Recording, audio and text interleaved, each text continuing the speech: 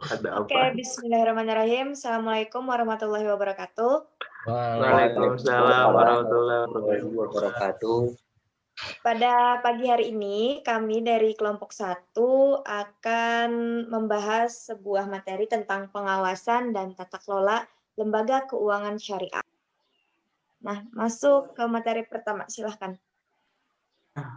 Oke, di sini saya ngambil materi pertama. Ada nggak suaranya? Ada kok kedengaran. Oke. Lanjut ya, konsep pengawasan lembaga keuangan syariah.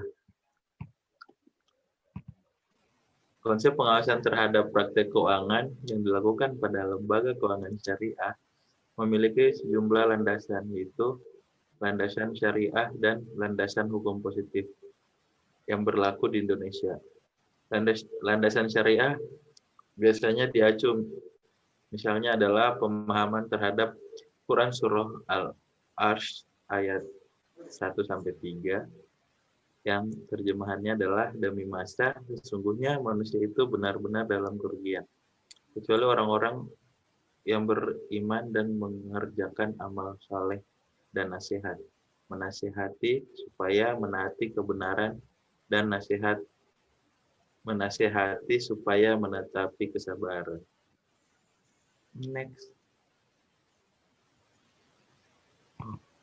Ini tata kelola siapa nih? Selanjutnya, tata kelola perusahaan atau bisa corporate governance.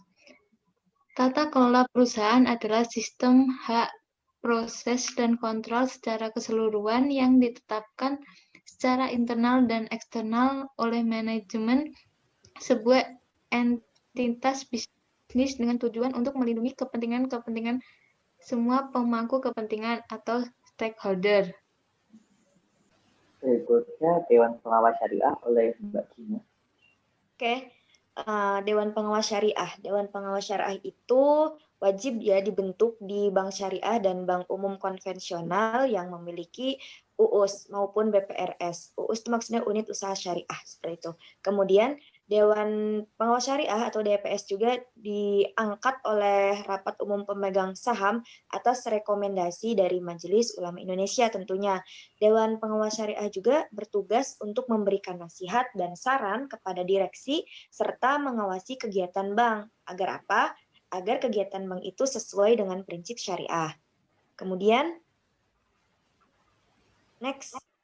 Selanjutnya. Yang kemudian ada syarat menjadi anggota DPS.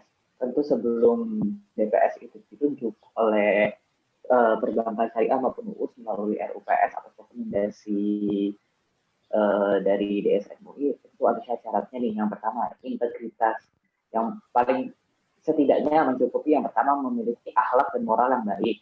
Yang kemudian, yang kedua, memiliki komitmen untuk mematuhi peraturan perbankan syariah dan peraturan undang-undang lain yang berlaku. Nggak mungkin toh istilahnya kalau BPS ini kalau jadi anggota tapi nggak tahu misalnya untuk regulasinya seperti apa gitu kan. Yang ketiga, memiliki komitmen terhadap pengembangan bank yang sehat, terpadu atau sustainable. Maksudnya bahwa DPS ini harus memiliki komitmen bahwa dengan dia punya jabatan di DPS ini, dia dapat memajukan bank syariah, dia dapat membuat bahwa bank syariah ini ke depannya semakin prospek, semakin bagus, dan semakin menjangkau pasar yang lebih luas seperti itu. Yang ketiga, tidak termasuk dalam daftar tidak lulus bagaimana diatur dalam ketentuan mengenai uji kemampuan dan kepatutan atau fit and proper test yang ditetapkan oleh otoritas jasa keuangan. Biasanya ketika sebelum anggota DPS maupun Dewan Komisaris dan Dewan Direksi sebelum sah menduduki posisinya itu ada uji kepatutan ya terkait hal-hal yang seputar perbankan yang diatur oleh OJK seperti itu. Selanjutnya. Ya, selanjutnya di sini saya akan bahas tentang undang-undang yang mengatur DPS. Undang-undang yang mengatur DPS yaitu Undang-Undang Nomor 21 Tahun 2008 tentang Perbankan Syariah, yaitu di pasal 32. Dalam Undang-Undang Nomor 21 Tahun 2008 tersebut menjelaskan tentang perbankan syariah dan tentang kewajiban penyusunan DPS, pengangkatan DPS, tugas pokok DPS, dan ketentuan lebih lanjut. Nah, untuk penjelasannya itu sendiri, untuk poin pertama tentang kewajiban penyusunan DPS, Penyusunan DPS adalah wajib untuk seluruh bank syariah dan bank umum syariah yang memiliki unit usaha syariah.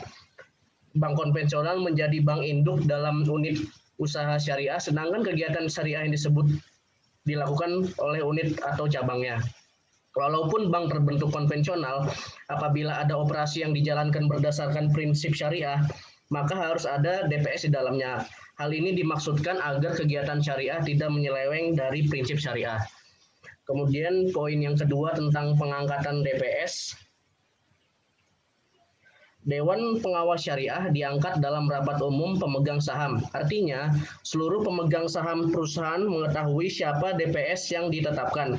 Tidak asal memilih anggota DPS pun harus didasarkan pada pertimbangan yang diberikan oleh Majelis Ulama atau disebut MUI. Hal ini dikarenakan MUI sebagai lembaga yang mengayomi kegiatan dengan berprinsip syariah di Indonesia. Dengan demikian ada jaminan bahwa DPS akan bekerja secara murni dengan prinsip syariah. Untuk poin-poin selanjutnya akan dijelaskan oleh Mbak Hawa. Selanjutnya yang ketiga, tugas pokok DPS. Tugas pokok DPS itu sendiri memberikan nasihat dan rekomendasi kepada Dewan Direksi. Seperti diketahui, direksi menjalankan pengurus untuk mencapai visi dan misi yang telah ditetapkan. Nah, peran DPS itu sendiri memberikan pertimbangan kepada direksi agar kegiatan pengurus yang dilakukan olehnya tidak bertentangan dengan prinsip syariah. Yang keempat itu ketentuan lebih lanjut. Ketentuan lebih lanjut mengenai DPS diatur dalam Peraturan Bank Indonesia, sebagaimana yang telah disebutkan sebelumnya bahwa salah satu peraturan yang juga mengatur DPS itu sendiri adalah Bank Indonesia. Mungkin bisa dilanjut untuk ini yang selanjutnya, pemateri selanjutnya. Ya, hubungan DSN, DPS, LKS. Ini siapa ya kira-kira? Ya, ini saya. Oke, silahkan. Di sini saya akan menjelaskan mengenai hubungan Dewan Syariah Nasional, Dewan Pengawas Syariah, dan Lembaga Keuangan Syariah.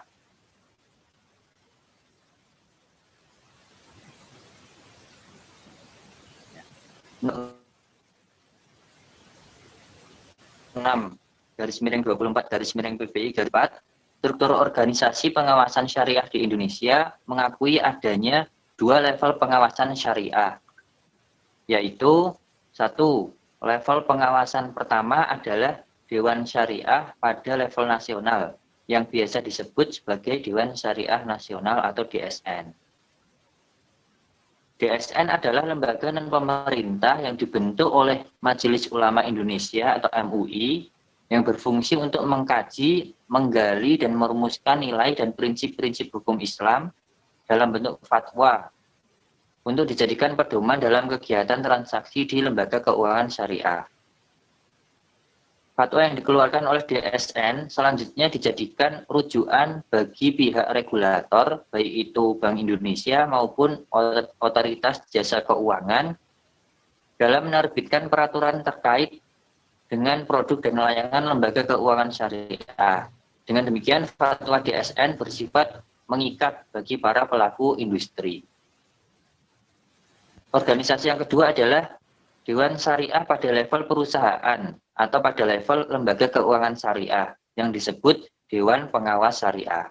Ini semua sudah diterangkan dalam Undang-Undang Nomor 21 Tahun 2008. Selanjutnya, DSN mengeluarkan fatwa yang dijadikan rujukan bagi pihak regulator BI atau OJK dalam menerbitkan peraturan terkait dengan produk dan layanan lembaga keuangan syariah. Pengawasan terhadap pelaksanaan fatwa yang dikeluarkan oleh DSN dilakukan oleh Dewan Pengawas Syariah pada level perusahaan. Dalam PBI nomor 11 33 PBI 2009, DPS bertugas memberikan nasihat dan saran kepada direksi serta mengawasi kegiatan bank agar sesuai dengan syariah. Pengawasan DPS meliputi dua hal, yaitu pertama, pengawasan terhadap proses pengembangan produk baru bank, yang kedua, pengawasan terhadap kegiatan bank. Ya, oke, mungkin cukup sekian dari kelompok kami karena sudah di akhir sesi dan tidak ada pembahasan lagi, dan kami memohon maaf apabila terdapat banyak kekurangan pada sesi pelaksanaan pembuatan video ini. Dan kami haturkan terima kasih.